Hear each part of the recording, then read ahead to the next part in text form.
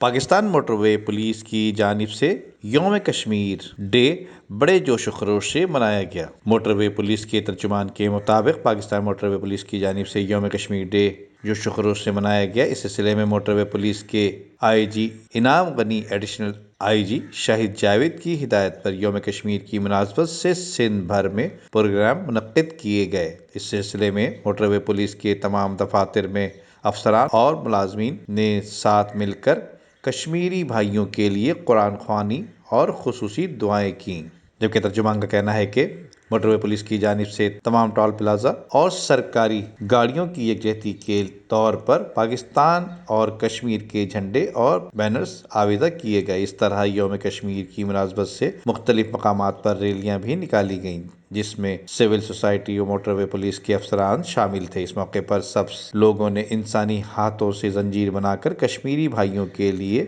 یکجہتی کا اظہار کیا اور اس امر کو دہرایا کہ کشمیر پاکستان کا اٹوٹ انگ ہے۔ ہندوستان کی جانب سے کشمیری بھائیوں پر ڈھائے جانے والی جارحیت اور ظلم و بربریت ہرگز برداشت نہیں کی جائے گی۔ ندیم صدیقی، میٹرو 7 پاکستان۔